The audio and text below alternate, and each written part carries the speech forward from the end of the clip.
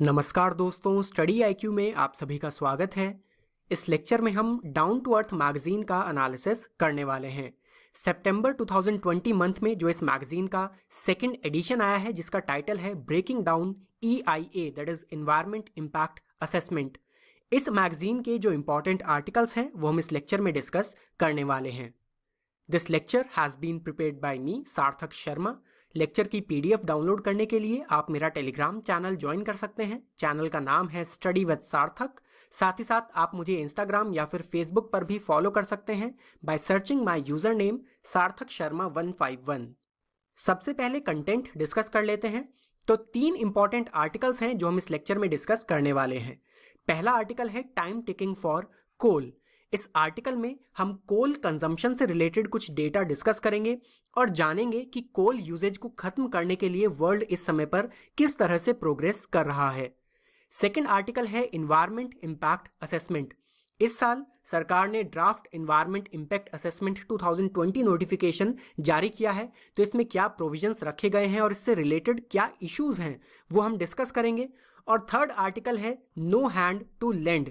तो जो agricultural credit है, मींस सरकार के द्वारा जो किसानों को क्रेडिट देने के लिए या फिर कहें लोन देने के लिए सुविधा रखी गई है, प्रोविजंस रखे गए हैं, वो हम डिस्कस करेंगे। और इससे रिलेटेड क्या चैलेंजेस हैं वो भी हम इस टॉपिक में डिस्कस करने वाले हैं। तो चलिए शुरू करते हैं। पहला आर्टिकल है time ticking for coal. 18th and 19th centuries, ये वो समय है खासतौर पर वेस्टर्न वर्ल्ड के लिए जब इंडस्ट्रियल रिवॉल्यूशन शुरू हुआ। और इंडस्ट्रियल रिवॉल्यूशन के बाद से ही कोल का कंजम्पशन पूरे वर्ल्ड में बहुत तेजी से बढ़ा है। अगर हम आज के समय की बात करें तो कोल बिगेस्ट सोर्स ऑफ एनर्जी है। एनर्जी जनरेट करने के लिए हमें पावर प्लांट्स की ज़रूरत है। तो जैसे कि हाइड्रो इलेक्ट्रिक पावर प्लांट्स हैं जिनके लिए डैम बनाए जाते हैं, या फिर न्यूक्लियर पावर प्लांट हैं, diesel based gas based power plant हैं। इसी तरह से जो coal based thermal power plants हैं जिनमें कोल का इस्तेमाल किया जाता है इलेक्ट्रिसिटी जनरेट करने के लिए, उनका शेयर एनर्जी सेक्टर में सबसे ज़्यादा है। और अगर हम एनर्जी सेक्टर के अलावा भी दूसरे सेक्टर्स की बात करें, जैसे कि ट्रांसपोर्ट सेक्टर है या फिर मैन्युफैक्चरिंग सेक्टर है, फॉर एग्जांपल स्टील प्रोड्यूस करने के लिए, या फिर कंस्ट्रक्शन सेक्टर में सीमेंट प्रोड्यूस करने के लिए, या फिर पावर इंडस्ट्रीज हैं, ये जितनी भी इंडस्ट्रीज हैं, जो भी सेक्टर्स हैं, they are majorly driven by coal. तो हम कह सकते हैं कि कोल की यूटिलिटी काफ़ी ज़्यादा है, लेकिन इसके साथ ही इसके नुकसान भी हैं। सबसे बड़ा नुकसान ये है कि कोल के कंबशन की वजह से harmful green house gases emit होती हैं, जैसे कि कार्बन डाइऑक्साइड या फिर नाइट्रोजन के ऑक्साइड्स हैं, सल्फर के ऑक्साइड्स हैं। ये सभी ग्रीन हाउस गैसेस हैं जिनकी वजह से ग्लोबल वार्मिंग हो रही है, या फिर हम कह सकते हैं कि ग्लोबली टेम्परेचर्स इंक्रीज हो रहे हैं। 72% of the world's greenhouse gas emissions energy sector से होते हैं, और एनर्जी सेक्टर में सबसे ज़्यादा शेयर है coal based thermal power plants का। इसे ही अगर हम सरल भाषा में समझें तो हम कह सकते हैं कि एनर्जी सेक्टर से अगर हम कोल यूजेज को फेज्ड मैनर में ख़त्म कर पाते हैं तो इसकी वजह से हम ग्रीन हाउस गैस एमिशंस को कंट्रोल कर पाएंगे, एंड इन अ वे हम ग्लोबल वार्मिंग को भी कंट्रोल कर पाएंगे। अब कोल किस तरह से एक ग्लोबल थ्रेट बन चुका है ये हम समझते हैं।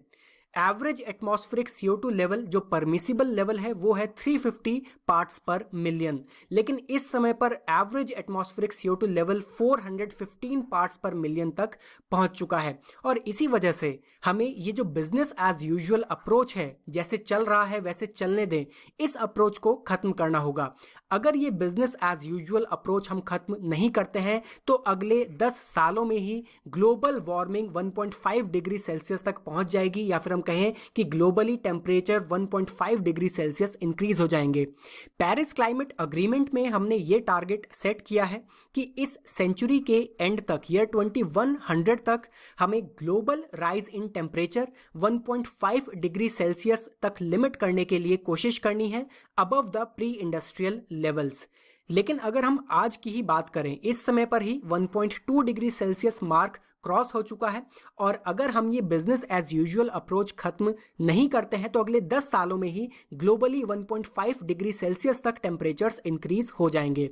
और इस ग्लोबल वार्मिंग का अर्थ के ऊपर काफ़ी ज़्यादा नेगेटिव इम्पैक्ट हो रहा है, जैसे कि frequent and extreme weather events, जैसे कि साइक्लोन्स हैं या फिर बुश फायर्स हैं। हमने इसी साल देखा है कि अमेजॉन में और ऑस्ट्रेलिया में काफ़ी ज़्यादा इंटेंसिव बुश फायर्स हुए हैं, फ्लड्स, ड्रॉट्स, क्लाइमेट चेंज। इसी तरह से अगर हम इंडिया की बात करें, यहाँ पर मॉनसून पैटर्न चेंज हो रहा है। तो ये जितने भी frequent and extreme weather events हो रहे हैं, इन्हें हम डायरेक्टली लिंक कर सकते हैं with the rising global temperatures. अब इसी ग्लोबल थ्रेट को भांपते हुए इंटरनेशनल कम्युनिटी भी स्टेप्स ले रही है। जैसे कि 1997 में क्योटो प्रोटोकॉल साइन की गई थी global green house gas emissions को कर्ब करने के लिए। इसी में रीसेंट डेवलपमेंट है पेरिस क्लाइमेट अग्रीमेंट, जो कि 2015 में साइन किया गया है under UNFCCC, that is United Nations framework convention on climate change. Paris climate agreement के क्या इंपॉर्टेंट प्रोविजंस हैं वो हम डिस्कस कर लेते हैं। टारगेट ये सेट किया गया है दैट बाय द ईयर 2100 हमें global rise in temperature 2 degree Celsius तक लिमिट करना है, और कोशिश ये करनी है कि इसे 1.5 डिग्री सेल्सियस तक लिमिट किया जा सके। और इसके लिए कंट्रीज से कहा गया है कि आप INDCs, that is intended nationally determined contributions बनाएं। INDCs में वेरियस कंट्रीज को यह बताना है कि इंडिविजुअल लेवल पर वो क्या स्टेप्स ले रहे हैं इन टारगेट्स को अचीव करने के लिए।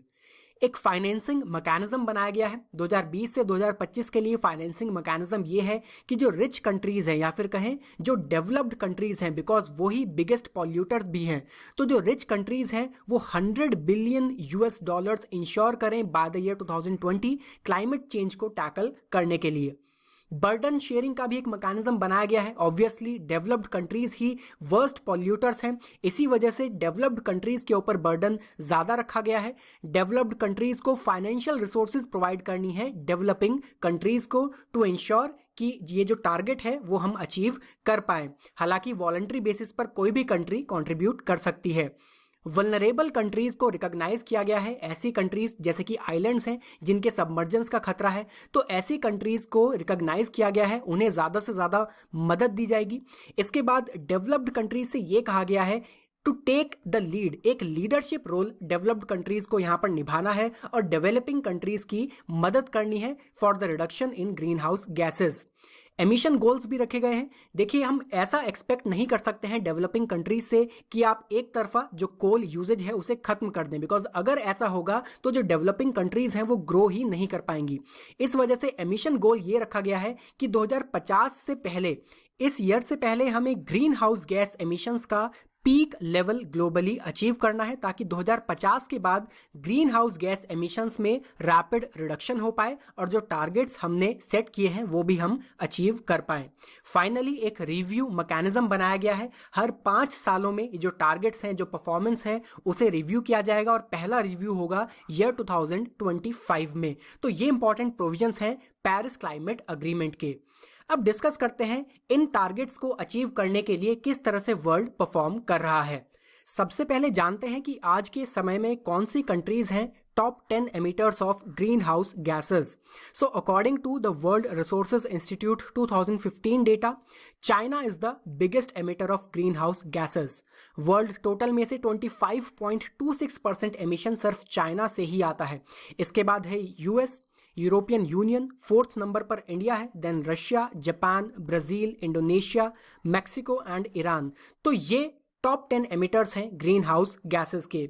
वहीं अगर हम पर कैपिटा एमिशन की बात करें तो यहाँ पर हालांकि कंट्रीज ऑलमोस्ट सेम है, लेकिन ऑर्डर चेंज हो जाता है। ऐसा इसलिए बिकॉज इंडिया, चाइना, ये कुछ ऐसी कंट्रीज हैं जहाँ पर पॉपुलेशन काफ़ी ज़्यादा है। सो पर कैपिटा एमिशन के हिसाब से बिगेस्ट पॉल्यूटर है US, इसके बाद Russia, then Japan, Iran, European union, China, Mexico, Brazil, Indonesia and 10th number पर आता है इंडिया। तो ये करंट स्टेट है of the emission of greenhouse gases. अब किस तरह से कंट्रीज परफॉर्म कर रही हैं वो भी हम जान लेते हैं। एक्शन ट्रैकर, ये एक इंडिपेंडेंट बॉडी है जो कि ये असेस करती है कि एमिशन रिडक्शन टारगेट्स क्या अचीव हो रहे हैं या नहीं हो रहे हैं।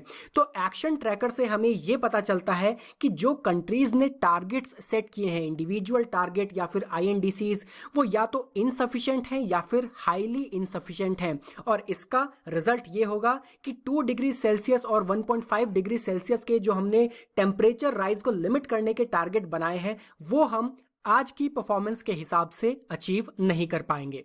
फॉर एग्जाम्पल अगर हम जापान की बात करें, Japan 6th most polluting country है। इस वजह से जापान को जो अपने old coal based power plants हैं उन्हें खत्म करना चाहिए फेज्ड मैनर में, लेकिन इसकी जगह जापान ने रिसेंटली ये डिसीजन लिया है कि एक नया coal fired power plant 18 gigawatt capacity का जापान में इंस्टॉल किया जाएगा। जापान का कहना यह है कि उनके पास रिन्यूएबल एनर्जी को डेवलप करने की पोटेंशियल नहीं है और इसी वजह से वो coal based thermal power plants को बंद नहीं कर सकते हैं, लेकिन वो टेक्नोलॉजिकल और फाइनेंशियल सपोर्ट प्रोवाइड करेंगे दूसरी कंट्रीज को। इसी तरह से नॉर्वे ने हालांकि अपने एमिशंस को कम कर दिया है, लेकिन बिलियंस ऑफ डॉलर्स नॉर्वे ने इन्वेस्ट कर लिया है on coal mining firms. Means Norway coal पर इन्वेस्टमेंट कर रहा है एंड ऑब्वियसली अगर कोल को माइन किया जाएगा तो उसका फ्यूचर में यूज भी किया जाएगा। इसी तरह से बिग पॉल्यूटर्स हैं जैसे कि Australia, Indonesia, Mexico and South Korea. Australia and Indonesia biggest coal exporters हैं पूरे वर्ल्ड में। तो ये कुछ ऐसी कंट्रीज हैं जिन्होंने अब तक ये भी डिसाइड नहीं किया है कि किस तरह से वो कोल को फेज आउट करने का प्लान बना रहे हैं। चाइना पूरे वर्ल्ड में सबसे बड़ा कोल कंज्यूमर है और सबसे ज्यादा ग्रीन हाउस गैसेस भी चाइना ही एमिट करता है। इस समय पर चाइना में इंस्टॉल्ड कोल कैपेसिटी है 973 गीगावाट और ये प्लान किया जा रहा है कि फ्यूचर में 199 gigawatt of further coal capacity China में इंस्टॉल की जाएगी। अगर हम इंडिया की बात करें तो इंडिया में इस समय पर रिन्यूएबल एनर्जी के ऊपर काफी ज्यादा फोकस किया जा रहा है। टारगेट ये सेट किया गया था that bye the year 2022 India 175 gigawatt of renewable energy capacity install करेगा और इस टारगेट को इंडिया ओवर परफॉर्म कर रहा है। इसी वजह से एक एम्बिशियस टारगेट अब ये सेट किया गया है that bye the year 2030 450 gigawatt of renewable energy capacity India install करेगा। तो रिन्यूएबल एनर्जी के ऊपर फोकस किया जा रहा है, लेकिन इसके बावजूद भी आज के समय में इंडिया की डिपेंडेंस कोल के ऊपर काफी ज्यादा है। 3/4 ऑफ इलेक्ट्रिसिटी इंडिया में अब भी coal based thermal power plant से ही जनरेट की जाती है। Further India 60 gigawatt capacity coal based plants construct कर रहा है एंड फ्यूचर में और ज्यादा coal based power plants construct करने की उम्मीद है। एंड रिसेंटली जून 2020 में ही 41 कोल ब्लॉक्स की ऑक्शनिंग भी की गई है। सो बाय द ईयर 2030 हम कह सकते हैं कि तब भी कोल का एक मेजर शेयर होगा इंडिया की पावर जनरेशन में। तो इन सभी डेटा से हमें यह पता चलता है we are not on track to achieve the target. अगर इसी तरह से चलता रहा तो जो हमारे टारगेट्स हैं उन्हें हम अचीव नहीं कर पाएंगे। इसी वजह से सवाल ये खड़ा होता है what needs to be done, हमें क्या स्टेप्स लेने चाहिए। Intergovernmental panel on climate change IPCC के द्वारा एक स्पेशल रिपोर्ट रिलीज की गई थी on global warming in the year 2018। इस रिपोर्ट में यह कहा गया है कि अगर हमें 1.5 डिग्री सेल्सियस का जो टारगेट है वो अचीव करना है, इसके लिए जरूरी है दैट बाय द ईयर 2050 तक जितने भी कोल पावर्ड पावर प्लांट्स हैं उन सभी को खत्म कर दिया जाए। Means all coal powered electricity to zero out by the year 2050। Climate analytics ये एक यूरोपियन थिंक टैंक है। इनका कहना यह है कि ये टारगेट्स अचीव करने के लिए पहली रिक्वायरमेंट ये है कि जो ओल्डर कोल प्लांट्स हैं जिनमें ओल्ड टेक्नोलॉजी इस्तेमाल होती है जो ज़्यादा ग्रीन हाउस गैसेस एमिट करते हैं, तो जो ओल्डर कोल प्लांट्स हैं उन्हें सबसे पहले हमें शट डाउन करना चाहिए। और इसका मतलब ये जो डेवलप्ड कंट्रीज में पावर प्लांट्स हैं, जो पुराने पावर प्लांट्स हैं और डेवलप्ड कंट्रीज जो कि वर्स्ट पॉल्यूटर्स भी हैं, इन्हें इनिशियल ट्रांजिशन करना होगा। तो इस थिंक टैंक ने यह बताया है कि 2050 नहीं बल्कि 2040 तक ही फेज्ड मैनर में हमें जितने भी कोल पावर प्लांट्स हैं उन्हें खत्म करना होगा। सभी कंट्रीज के लिए डिफरेंट डेडलाइंस बताई गई हैं, जैसे कि जो 37 OECD that is organisation for economic cooperation and development, जो 37 OECD कंट्रीज हैं उनके लिए डेडलाइन रखी गई है ईयर 2031 की, बिकॉज इसमें सभी जो डेवलप्ड कंट्रीज हैं, वेस्टर्न कंट्रीज हैं, वो आती हैं और ये सभी वो कंट्रीज हैं जो कि रिस्पॉन्सिबल हैं for 1/3 of the global emissions. और इन कंट्रीज में पर कैपिटा एमिशन भी ग्लोबल एवरेज से ट्वाइस है। तो OECD कंट्रीज के लिए डेडलाइन रखी गई है 2031 की। 2031 तक इन्हें अपने कोल पावर्ड थर्मल पावर प्लांट्स को फेज्ड मैनर में खत्म करना है। ईस्टर्न यूरोप और लैटिन अमेरिका के लिए 2031 एंड 2032 की डेडलाइन रखी गई है और जो नॉन OECD एशियन कंट्रीज हैं उनके लिए 2037 की डेडलाइन रखी गई है। एंड बिसाइड्स दिस हमें ग्लोबल स्टेज पर भी कोलैबोरेशन की ज़रूरत है ताकि रिन्यूएबल एनर्जी को हम प्रमोट कर सकें। For example OSOWOG, one sun one world one grid, ये विजन सभी के सामने रखा है प्रधानमंत्री नरेंद्र मोदी ने in the independence day speech. उन्होंने ये प्रपोज किया है कि एक ट्रांस नेशनल एनर्जी ग्रिड हमें बनानी चाहिए जिसमें ग्लोबली जितनी भी कंट्रीज हैं उन्हें हम कनेक्ट कर सकते हैं सोलर इलेक्ट्रिसिटी ग्रिड के साथ, ताकि सभी कंट्रीज सोलर एनर्जी का फायदा उठा सकें। तो इस तरह के जो इनोवेटिव सॉल्यूशंस हैं उनकी हमें ज़रूरत है अगर हम पेरिस क्लाइमेट अग्रीमेंट के टारगेट्स को अचीव करना चाहते हैं। चलिए बढ़ते हैं अपने नेक्स्ट आर्टिकल की तरफ, इन्वायरमेंटल इम्पैक्ट असेसमेंट। एक ब्रीफ बैकग्राउंड पहले डिस्कस करते हैं। Ministry of environment, forest and climate change के द्वारा मार्च 2020 में एक draft environmental impact assessment EIA notification 2020 जारी किया गया। इसका पर्पस यही है कि जो 2006 का करंट नोटिफिकेशन है, मींस EIA नोटिफिकेशन 2006, उसे रिप्लेस किया जाए और उसके लिए ड्राफ्ट EIA 2020 नोटिफिकेशन में कुछ इंपॉर्टेंट अमेंडमेंट्स किए गए हैं। अब इस ड्राफ्ट को 5 महीने का समय दिया गया फॉर पब्लिक स्क्रूटिनी। इस समय में इस ड्राफ्ट को मिनिस्ट्री की वेबसाइट के ऊपर अपलोड किया गया ताकि पब्लिक, NGOs वो इस ड्राफ्ट को पढ़ सकें और क्या उनके सजेशंस हैं, क्या कमेंट्स हैं, वो भी दे सकें।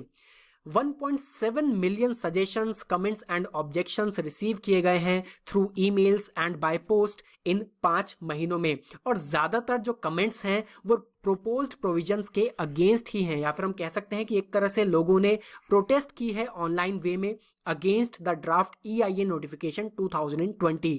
अब वो क्या प्रोविजंस हैं जिनके अगेंस्ट प्रोटेस्ट किया गया है वो हम आगे डिस्कस करेंगे। पहले जानते हैं कि इन्वायरमेंटल इम्पैक्ट असेसमेंट EIA क्या होता है। तो EIA एक ऐसा प्रोसेस है जिसमें किसी प्रपोज्ड प्रोजेक्ट या फिर डेवलपमेंटल वर्क का इन्वायरमेंटल इम्पैक्ट क्या होने वाला है इसे इवैल्यूएट किया जाता है। फॉर एग्जांपल, मान लीजिए किसी जगह पर रोड नेटवर्क बनाना है, हाईवे बनाना है, या फिर वहां पर माइनिंग एक्टिविटीज करनी है, या फिर कोई इंडस्ट्री स्टेब्लिश करनी है, तो ऐसे में इन सभी एक्टिविटीज का सराउंडिंग्स के ऊपर, इन्वायरमेंट के ऊपर क्या इंपैक्ट होने वाला है इसे इवैल्यूएट करना, यही कहलाता है इन्वायरमेंटल इम्पैक्ट असेसमेंट।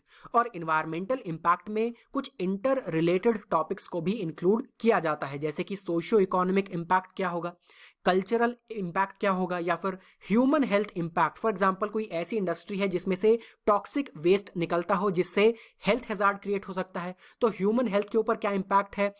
हम कह सकते हैं कि क्या बेनिफिट होने वाला है उस प्रोजेक्ट का और क्या एडवर्स इफेक्ट है, इस सभी को इवैल्यूएट करना ये कहलाता है environmental impact assessment. United Nations environment programme ने भी इन्वायरमेंटल इम्पैक्ट असेसमेंट की डेफिनेशन दी है। According to UNEP, environmental impact assessment एक ऐसा टूल है जिसके जरिए किसी प्रोजेक्ट से पहले ही, उसके शुरू होने से पहले ही उसके environmental, social and economic impacts को आइडेंटिफाई कर लिया जाता है, जिसका यूज किया जाता है इन डिसीजन मेकिंग। और इन्वायरमेंटल इम्पैक्ट असेसमेंट का एम यही है कि मान लीजिए कोई प्रोजेक्ट है जिससे इन्वायरमेंटल इम्पैक्ट हो सकता है, इन्वायरमेंट अफेक्ट हो सकता है, ये चीज हमें उस प्रोजेक्ट के अर्ली स्टेज में ही पता चल सके, जिससे हम अपनी प्लानिंग को, डिजाइन को चेंज कर सके, हम ऐसे तरीके ढूंढ सके जिससे जो एडवर्स इम्पैक्ट है उसे हम रिड्यूस कर पाएं। और अगर एडवर्स इम्पैक्ट को रिड्यूस नहीं कर पाते हैं तो ऐसे प्रोजेक्ट को शुरू ही ना किया जाए। ये एम है इन्वायरमेंटल इम्पैक्ट असेसमेंट का। अब इंडिया में जितने भी ऐसे प्रोजेक्ट्स हैं जो कि इन्वायरमेंट प्रोटेक्शन एक्ट EPA 1986 के अंडर आते हैं, उन सभी को EC that is environmental clearance की जरूरत पड़ती है अपने ऑपरेशंस शुरू करने के लिए। और ये जो इन्वायरमेंटल क्लियरेंस है ये प्रोजेक्ट के शुरू होने से पहले ही यूजुअली प्रोवाइड किया जाता है। Currently environmental impact assessment notification 2006 issue किया गया है under the environment protection act 1986। इस नोटिफिकेशन में किस तरह से इन्वायरमेंटल क्लियरेंस प्रोवाइड करना है इसे रेगुलेट किया गया है। इसके लिए रूल्स एंड रेगुलेशन बनाए गए हैं और प्रोजेक्ट्स कौन से इंक्लूडेड हैं। फॉर एग्जांपल, जैसे डैम बनाना है या माइनिंग एक्टिविटी है, थर्मल पावर प्लांट बनाना है, या फिर कुछ इंफ्रास्ट्रक्चर प्रोजेक्ट्स हैं जैसे कि हाईवेज, पोर्ट्स, एयरपोर्ट या फिर बिग कंस्ट्रक्शन प्रोजेक्ट हैं। इन सभी के लिए इन्वायरमेंटल क्लियरेंस प्रोवाइड करनी जरूरी है इन्हें शुरू करने से पहले। और इस इन्वायरमेंटल क्लियरेंस को रेगुलेट करने के लिए EIA नोटिफिकेशन सरकार ने जारी किया है। अब इन्वायरमेंटल इम्पैक्ट असेसमेंट कंडक्ट करने के लिए ब्रॉडली 4 स्टेजेस बनाई गई हैं। पहली स्टेज है स्क्रीनिंग। इस स्टेज में जो प्रपोज्ड प्रोजेक्ट है उसमें क्या स्केल ऑफ इन्वेस्टमेंट है, क्या लोकेशन है, उसकी टाइप ऑफ डेवलपमेंट क्या होने वाला है, ये सभी चीज़ें इवेल्युएट करते हुए पता लगाया जाता है, मींस स्क्रीनिंग की जाती है कि क्या इस प्रपोज्ड प्रोजेक्ट में इन्वायरमेंटल क्लियरेंस की ज़रूरत है या नहीं। अगर इन्वायरमेंटल क्लियरेंस की ज़रूरत है, इसके बाद आता है स्टेज 2 दैट इज स्कोपिंग, और यही मेन स्टेज भी है। इस स्टेज में प्रोजेक्ट का क्या पोटेंशियल इम्पैक्ट होगा इन्वायरमेंट के ऊपर, जोन ऑफ इम्पैक्ट क्या है, मिटिगेशन पॉसिबिलिटीज क्या है, ये सभी चीज़ें इवेल्युएट की जाती हैं और इसके बाद एक detailed environmental impact assessment report तैयार की जाती है। इसके बाद थर्ड स्टेज है पब्लिक हियरिंग। इस स्टेज में जो इन्वायरमेंटल इम्पैक्ट असेसमेंट रिपोर्ट बनाई गई है इसे पब्लिक स्क्रूटिनी के लिए रखा जाता है। जो पब्लिक है, इन्वायरमेंटल ग्रुप्स हैं, एनजीओज हैं, वो इस पर्टिकुलर रिपोर्ट को समझ सकते हैं और इसके ऊपर अपने सजेशंस, अपने कमेंट्स दे सकते हैं। एक तरह से जो लोग हैं, जो ग्रुप्स हैं, उन्हें कंसल्ट इस स्टेज में किया जाता है। और फाइनल स्टेज है अप्रेजल। जो अप्रेजल कमिटीज हैं उनके द्वारा सभी फैक्ट्स को समझते हुए इन्वायरमेंटल क्लियरेंस अकॉर्ड कर दिया जाता है, या फिर कहें कि इन्वायरमेंटल क्लियरेंस प्रोवाइड कर दिया जाता है। लेकिन this is subject to the implementation of environmental safeguards. जो भी कंपनी उस प्रोजेक्ट को कर रही है उन्हें एक कंप्लायंस रिपोर्ट भी समय समय पर बनानी पड़ती है। तो ये स्टेजेस हैं इन्वायरमेंटल इम्पैक्ट असेसमेंट की। अब इस आर्टिकल में ये बताया गया है कि अगर हम गवर्नमेंट के द्वारा पिछले कुछ समय में दिए गए इन्वायरमेंटल क्लियरेंसेस को देखें तो हमें पता चलेगा कि सरकार का जो एटीट्यूड है इन्वायरमेंटल क्लियरेंस से रिलेटेड या फिर कहें इन्वायरमेंटल इम्पैक्ट असेसमेंट से रिलेटेड, उसे हम 2 स्टेटमेंट्स में डिफाइन कर सकते हैं, quick to clear and never से नेवर।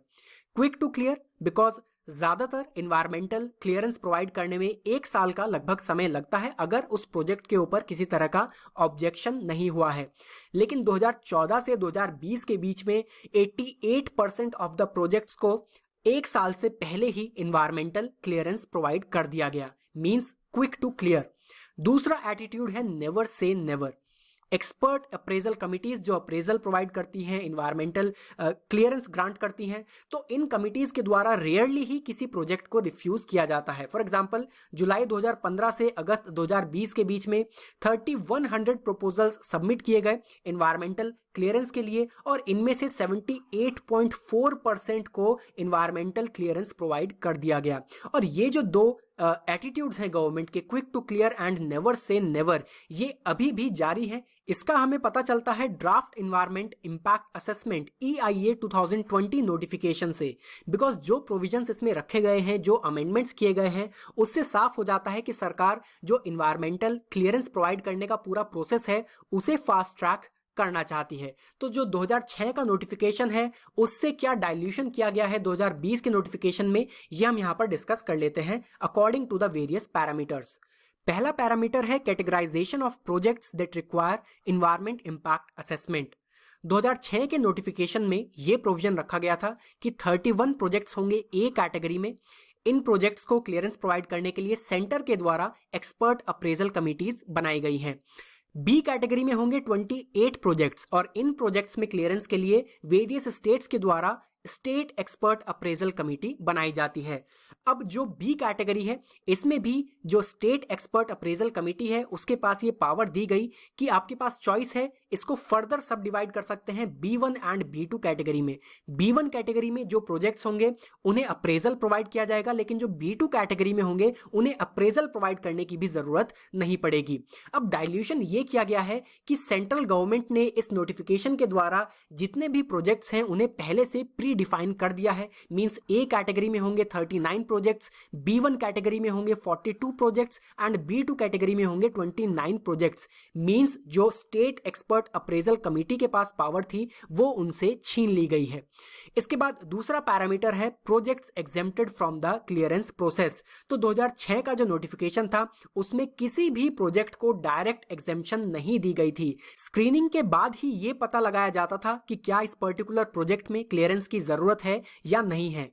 लेकिन 2020 नोटिफिकेशन में 40 ऐसे प्रोजेक्ट्स रखे गए हैं जिन्हें कंप्लीट एग्जेम्पशन प्रोवाइड कर दिया गया है।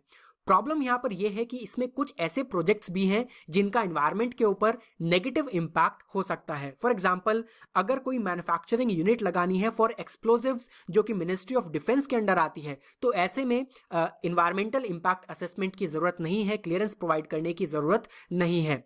तो ये एक इंपॉर्टेंट डाइल्यूशन किया गया है।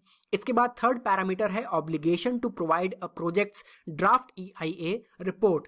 तो जो थर्ड स्टेज है जिसमें कि EIA रिपोर्ट को सभी लोगों के सामने रखा जाता है, वहां पर यह डाइल्यूशन किया गया है कि 2006 के नोटिफिकेशन में प्रोविजन था कि जो समरी है उस रिपोर्ट की और जो कंप्लीट रिपोर्ट है उसे इंग्लिश लैंग्वेज में और रीजनल लैंग्वेज में भी प्रोवाइड किया जाता था। लेकिन अब यह प्रोविजन रख दिया गया है कि रीजनल लैंग्वेज में सिर्फ समरी प्रोवाइड की जाएगी, लेकिन जो कंप्लीट रिपोर्ट है वो इंग्लिश लैंग्वेज में ही प्रोवाइड की जाएगी, रीजनल लैंग्वेज में प्रोवाइड नहीं की जाएगी। प्रॉब्लम यहां पर यह है कि जिस जगह पर यह प्रोजेक्ट शुरू किया जाएगा, हो सकता है वहां पर रहने वाले लोगों को इंग्लिश लैंग्वेज में प्रोफिशिएंसी ना हो और सिर्फ समरी से पूरे प्रोजेक्ट के बारे में हम अनुमान नहीं लगा सकते हैं। तो ये एक डाइल्यूशन किया गया है। इसके बाद नेक्स्ट पैरामीटर है time for public to respond to draft EIA report. EIA report पर रिस्पॉन्ड करने के लिए पहले 30 डेज का टाइम दिया जाता था, इसे भी रिड्यूस करके अब 20 डेज कर दिया गया है ताकि जल्द से जल्द क्लियरेंस प्रोवाइड की जा सके। नेक्स्ट पैरामीटर है exemption to projects from public consultation.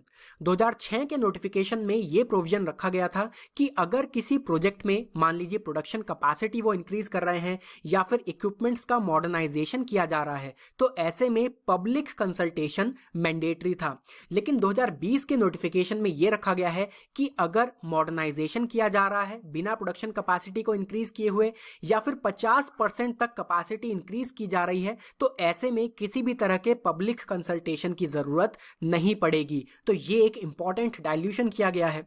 इसके बाद नेक्स्ट पैरामीटर है पोस्ट क्लियरेंस कंप्लायंस मैकेनिज्म। तो पहले कंप्लायंस रिपोर्ट बनाने के लिए 6 महीने का समय दिया जाता था। हर 6 महीने के बाद एक रिपोर्ट उस पर्टिकुलर कंपनी को प्रोजेक्ट के बारे में प्रोवाइड करनी पड़ती थी कि क्या जो भी सेफगार्ड्स हैं, एनवायरमेंटल सेफगार्ड हैं, रूल्स एंड रेगुलेशन हैं, वो फॉलो किए जा रहे हैं या नहीं। अब इसका समय बढ़ा दिया गया है। एनुअली ये कंप्लायंस रिपोर्ट सबमिट करनी है और अगर सबमिशन नहीं होता है तो ऐसे में डिफरेंट प्रोजेक्ट्स के लिए डिफरेंट पर डे के हिसाब से फाइन भी रखे गए हैं। लेकिन हम कह सकते हैं कि कंप्लायंस रिपोर्ट का जो ड्यूरेशन है उसे भी डाइल्यूट किया गया है। लास्ट पैरामीटर है पोस्ट फैक्टो क्लियरेंस, मींस किसी प्रोजेक्ट के शुरू होने के बाद उसे इन्वायरमेंटल क्लियरेंस प्रोवाइड करना। 2006 के नोटिफिकेशन में ऐसा कोई भी प्रोविजन नहीं था। अगर बिना क्लियरेंस के कोई प्रोजेक्ट शुरू कर दिया गया है तो उसे वहीं पर रोक दिया जाता था। लेकिन 2020 के नोटिफिकेशन में यह प्रोविजन रखा गया है कि पोस्ट फैक्टो क्लियरेंस भी ग्रांट किया जा सकता है। हालांकि एक डेली फाइन इंपोज किया जाएगा और ये डेली फाइन डिपेंड करेगा कि प्रोजेक्ट किस कैटेगरी में आता है और कंप्लेनेंट कौन है। मान लीजिए जो कंपनी है वो खुद से कंप्लेन कर देती है टू द कमिटी कि जो इन्वायरमेंटल क्लियरेंस है उसके बिना ही हमने प्रोजेक्ट शुरू किया है, ऐसे में कम फाइन होगा। अगर किसी गवर्नमेंट एजेंसी के द्वारा ये डिटेक्ट किया जाता है तो ज्यादा फाइन किया जाएगा। प्रॉब्लम यहां पर एक और ये भी है कि क्या जनरल पब्लिक भी ये डिटेक्ट करते हुए वॉयलेशन को रिपोर्ट कर सकती है या फिर एनजीओज क्या रिपोर्ट कर सकते हैं, इस बारे में नोटिफिकेशन में कुछ भी नहीं बताया गया है। तो ये इंपॉर्टेंट हम कह सकते हैं कि डाइल्यूशंस किए गए हैं 2006 के नोटिफिकेशन से। और कुछ हद तक ये भी कहना सही है कि एक तरह से इन्वायरमेंटल क्लियरेंस को फास्ट ट्रैक करने के लिए ही ये ज्यादातर प्रोविजंस गवर्नमेंट ने 2020 नोटिफिकेशन में रखे हैं। नेक्स्ट हम डिस्कस कर रहे हैं what needs to be done. Environmental impact assessment को और ज़्यादा इफेक्टिव बनाने के लिए क्या स्टेप्स हमें लेने चाहिए। सबसे पहले तो हमें लॉज को स्ट्रेंथन करना चाहिए, ना कि उन्हें डाइल्यूट करना चाहिए। देखिए, जो भी डेवलपमेंट वर्क हो रहा है और इन्वायरमेंटल सेफगार्ड, इसके बीच में एक बैलेंस स्ट्राइक करने की जरूरत है और हमारी प्रायोरिटी यही होनी चाहिए कि हम इन्वायरमेंट को बचा सकें। तो लॉज को हमें स्ट्रेंथन करना चाहिए, डाइल्यूट नहीं करना चाहिए। सेकेंडली, जितने भी तरह के क्लियरेंसेस वेरियस एजेंसीज के द्वारा प्रोवाइड किए जाते हैं उन्हें कंसोलिडेट किया जाए और पब्लिक डोमेन में रखा जाए, ताकि लोग भी अवेयर हो पाएं कि जो प्रोजेक्ट है उसमें किस तरह के क्लियरेंस प्रोवाइड किए गए हैं और किन टर्म्स का वायलेशन हो रहा है जिन्हें की रिपोर्ट किया जा सके। Third step, make the expert appraisal committees accountable. इस समय पर ये कमिटीज चाहे स्टेट लेवल की हो या फिर सेंट्रल लेवल की हो, इनकी किसी भी तरह की अकाउंटेबिलिटी नहीं है। मान लीजिए किसी प्रोजेक्ट में ये गलत क्लियरेंस प्रोवाइड कर देते हैं, तो ऐसे में इनके ऊपर किसी भी तरह का फाइन या पेनल्टी इंपोज नहीं की जा सकती है, और ऐसे में हम कह सकते हैं कि करप्शन के लिए भी एक बहुत वाइड स्कोप यहाँ पर छोड़ा गया है। तो हमें EACs को अकाउंटेबल बनाना चाहिए। And finally, environmental impact assessment के पूरे प्रोसेस को इंटीग्रेट करने की जरूरत है। ऐसा देखा गया है कि कई जगह पर एक ही तरह के क्लियरेंस के लिए डिफरेंट एजेंसीज से संपर्क करना पड़ता है, या फिर डिफरेंट एजेंसीज एक ही तरह का क्लियरेंस प्रोवाइड कर रही हैं, जिसकी वजह से डुप्लीसिटी ऑफ वर्क होता है। तो इसे भी रिड्यूस करने के लिए हमें स्टेप्स लेने चाहिए। बट फर्स्ट एंड फॉरमोस्ट जो 2020 नोटिफिकेशन है, इसमें 2006 के नोटिफिकेशन से अगर हम कंपेयर करें, बहुत ज्यादा टर्म्स का डाइल्यूशन किया गया है। हम कह सकते हैं कि इन्वायरमेंटल क्लियरेंसेस को फास्ट ट्रैक करने के लिए इसमें प्रोविजंस रखे गए हैं। सरकार को यहां पर एक बैलेंस स्ट्राइक करने की जरूरत है। चलिए बढ़ते हैं अपने लास्ट आर्टिकल की तरफ, नो हैंड टू लेंड। पहले एक ब्रीफ बैकग्राउंड डिस्कस करते हैं। भारत की जो कुल आबादी है, इसमें से 70% रूरल एरियाज में रहती है, और इस 70% पॉपुलेशन के लिए प्राइमरी इनकम सोर्स है एग्रीकल्चर। 2017 में सरकार ने committee on doubling farmers income constitute की थी। यहां पर एक सवाल मैं आपसे पूछना चाहूंगा कि 2017 में ये कमेटी कॉन्स्टिट्यूट की गई थी, इस कमेटी को किस व्यक्ति ने हेड किया है? उस व्यक्ति का नाम आपको कमेंट बॉक्स में बताना है। तो 2017 में ये committee on doubling farmers income constitute की गई थी, बिकॉज सरकार का टारगेट है दैट बाय द ईयर 2022 हमें फार्मर्स इनकम डबल करनी है। तो इस कमेटी ने ये ऑब्जर्व किया है कि रूरल एरियाज में रहने वाले लोगों की जो इनकम है वो लंबे समय से या तो स्टेगनेंट है या फिर कम हो रही है, पर इसमें बढ़ोतरी नहीं हो पा रही है। 2012 से 2017 के बीच में जो एग्रीकल्चरल हाउस होल्ड्स हैं, एवरेज एग्रीकल्चरल हाउस होल्ड, इनकी मंथली इनकम ₹8,000 से कम ही है। हालांकि एक एनुअल इंक्रीज हुआ है इनकम में 9.5% का, लेकिन इसके साथ ही 7.5% का इन्फ्लेशन रेट भी है। तो अगर हम इस इनकम इंक्रीज को इन्फ्लेशन से एडजस्ट करें तो ये सिर्फ 2% का ही इंक्रीमेंट होता है। इसे हम ऐसे भी समझ सकते हैं कि जो भी इनकम इंक्रीज हो रही है, जो भी ग्रोथ हो रही है इनकम में, इसका ऑलमोस्ट 80% जो फार्म एक्सपेंडिचर्स में होने वाला इंक्रीज है उसकी वजह से कंज्यूम हो जा रहा है। मोर ओवर, एग्रीकल्चरल सेक्टर का जो कंट्रीब्यूशन है इंडिया की जीडीपी में, वो ड्रास्टिकली डिक्लाइन हुआ है। 1950-51 में 51% कंट्रीब्यूशन था, और 2016-17 में ये सिर्फ 15% बचा है। लेकिन यहाँ पर मैटर ऑफ कंसर्न ये है कि उस पॉपुलेशन की अगर हम बात करें जो एग्रीकल्चरल सेक्टर में इन्वॉल्व है, वो 70% थी 1950-51 में, और अभी भी 2016-17 में 54% of the population agricultural sector में ही इन्वॉल्व है। अब जो भी एग्रीकल्चरल रिस्क हैं, फार्म रिस्क हैं, उन्हें मैनेज करने के लिए 3 तरह के मेन पॉलिसी इंस्ट्रूमेंट सरकार के द्वारा बनाए गए हैं। पहला है फार्म लोन्स या फिर कहें एग्रीकल्चरल क्रेडिट, दूसरा है क्रॉप इंश्योरेंस, और तीसरा है minimum support prices, that is MSP। Agricultural credit, जैसे कि किसान को फसल बोने के लिए उसे बीज की जरूरत है या फिर उसे फर्टिलाइजर्स, पेस्टिसाइड्स की जरूरत है, तो ऐसे में वो इंस्टीट्यूशनल लोन मींस बैंक से लोन ले सकता है। क्रॉप इंश्योरेंस, अगर किसी तरह का डिजास्टर हो जाता है, क्रॉप डिस्ट्रॉय हो जाती है, तो ऐसे में फार्मर को मुआवजा मिल सके, इसके लिए क्रॉप इंश्योरेंस। एंड फाइनली, जो भी फार्मर का प्रोड्यूस है उसके लिए उसे सही दाम मिल सके, इस वजह से सरकार मिनिमम सपोर्ट प्राइसेस भी डिक्लेयर करती है। तो हम कह सकते हैं कि credit and insurance, in 2 policy instruments का पर्पस है कि प्रोडक्शन रिस्क को मिटिगेट किया जाए, जबकि मिनिमम सपोर्ट प्राइस का पर्पस है कि जो क्रॉप के प्राइसेस अगर गिर रहे हैं तो इन गिरते हुए प्राइसेस से फार्मर को शील्ड किया जा सके। अब इस पर्टिकुलर आर्टिकल में जो एग्रीकल्चरल क्रेडिट है, इस पर फोकस किया गया है, और एग्रीकल्चरल क्रेडिट के लिए सरकार ने 1998 में स्कीम लॉन्च की थी जिसका नाम है किसान क्रेडिट कार्ड। इस स्कीम के जरिए फार्मर्स को इंस्टीट्यूशनल क्रेडिट ऑफर किया जाता है, मींस बैंक के द्वारा फार्मर्स को अपनी एग्रीकल्चरल एक्टिविटीज के लिए लोन प्रोवाइड किया जाता है। यहाँ पर प्रोविजन है कि short term crop loan up to ₹3 lakh तक का लिया जा सकता है। Short term crop loan means जैसे कि पेस्टिसाइड्स के लिए या सीड्स के लिए। ऐसे ही लॉन्ग टर्म क्रॉप लोन भी होता है जिसमें कि जो एग्रीकल्चरल इक्विपमेंट्स हैं, फॉर एग्जाम्पल जैसे ट्रैक्टर है, तो उसके लिए लोन लिया जा सकता है। यहाँ पर flexible loan repayment options farmers के लिए रखे गए हैं। मींस डिफरेंट ऑप्शंस प्रोवाइड किए जाते हैं फार्मर्स को लोन के रीपेमेंट के लिए।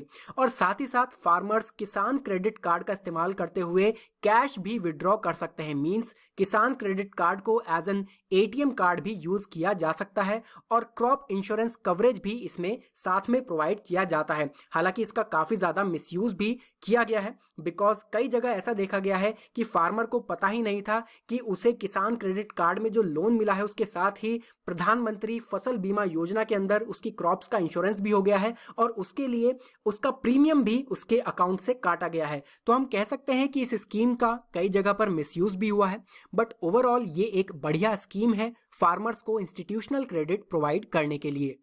किसान क्रेडिट कार्ड स्कीम में ही एक फर्दर स्कीम काम कर रही है जिसका नाम है interest subvention scheme for farmers. तो इसमें 2% का इंटरेस्ट सबवेंशन फार्मर्स को प्रोवाइड किया जाता है अगर उन्होंने किसान क्रेडिट कार्ड के अंडर लोन लिया है, और अगर प्रॉम्प्ट रीपेमेंट होता है क्रॉप लोन का ऑन और बिफोर द ड्यू डेट तो ऐसे में 3% का एडिशनल इंटरेस्ट सबवेंशन भी प्रोवाइड किया जाता है। तो नॉर्मली जो बैंक्स हैं वो एग्रीकल्चरल एक्टिविटीज के लिए 9% पर एनम इंटरेस्ट पर लोन प्रोवाइड करते हैं, लेकिन 2% इंटरेस्ट सबवेंशन है तो ये रिड्यूस होकर के 7% हो जाता है। और अगर फार्मर टाइमली अपना लोन रीपे भी कर रहा है तो 3% का additional interest subvention means 4% interest per annum पर फार्मर्स को किसान क्रेडिट कार्ड स्कीम के अंडर लोन मिल सकता है। अब ऐसी स्कीम्स होने के बावजूद भी फार्मर्स को फॉर्मल क्रेडिट या फिर कहें इंस्टीट्यूशनल क्रेडिट मिलने में क्या चैलेंजेस आ रहे हैं, ये हम जानने की कोशिश करते हैं। पहला पॉइंट है ignorance of small and marginal farmers. जो रूरल क्रेडिट एजेंसीज हैं जैसे कि रीजनल रूरल बैंक्स या फिर जो कोऑपरेटिव बैंक्स हैं वो स्मॉल एंड मार्जिनल फार्मर्स की नीड्स को फुलफिल नहीं कर पाए हैं। स्मॉल एंड मार्जिनल फार्मर्स जो टोटल ऑपरेशनल लैंड होल्डिंग है कंट्री में उसमें से 86% होल्ड करते हैं, लेकिन स्मॉल एंड मार्जिनल फार्मर्स सिर्फ 41% ही हैं जिनके पास इंस्टीट्यूशनल क्रेडिट की एक्सेस है। मींस जो remaining 59% small and marginal farmers हैं उनके पास इंस्टीट्यूशनल क्रेडिट की एक्सेस ही नहीं है बिकॉज बैंक्स के द्वारा उन्हें इग्नोर कर दिया जाता है। तो पहला चैलेंज ये है। सेकंड चैलेंज है पुअर इंस्टीट्यूशनल मैकेनिज्म। बैंक्स के द्वारा क्रेडिट डिलीवरी में डिले होता है और इंस्टीट्यूशनल बायस भी है। ये देखा गया है कि लोन अप्रूव करते हुए जो वेल्दी फार्मर्स हैं या फिर जो लार्ज लैंड होल्डर्स हैं जिनके पास जमीन जायदाद ज्यादा है तो ऐसे फार्मर्स को ही क्रेडिट प्रोवाइड किया जाता है। और इसी वजह से जो स्मॉल एंड मार्जिनल फार्मर्स हैं या फिर जो टेनेंट्स हैं जो कि लीज पर ली हुई लैंड पर फार्मिंग कर रहे हैं, ऐसे जो फार्मर्स हैं उन्हें इनफॉर्मल क्रेडिट ही लेना पड़ता है। मींस उन्हें साहूकार के पास जाना पड़ता है जब उन्हें इमीडिएट कैश की जरूरत होती है, बिकॉज जो बैंक्स हैं वो इंस्टीट्यूशनल बायस करते हैं ऐसे फार्मर्स को लोन देने के लिए। तो ये देखा गया है कि जो वेल्दी फार्मर्स हैं या फिर जो एजुकेटेड फार्मर्स हैं जिन्हें स्कीम्स के बारे में पता है, गवर्नमेंट इनिशिएटिव्स के बारे में पता है, ऐसे फार्मर्स को ही लोन ज्यादा मिल पाता है। अगेन बिकॉज उनके सोशल एंड इकोनॉमिक नेटवर्क्स भी ज्यादा बेहतर हैं compared to small and marginal farmers. Last challenge है complex procedures for granting loan. तो ये देखा गया है कि इंडिया में अब भी जो लोन ग्रांट करने का पूरा प्रोसीजर है it is flagged by red tapism.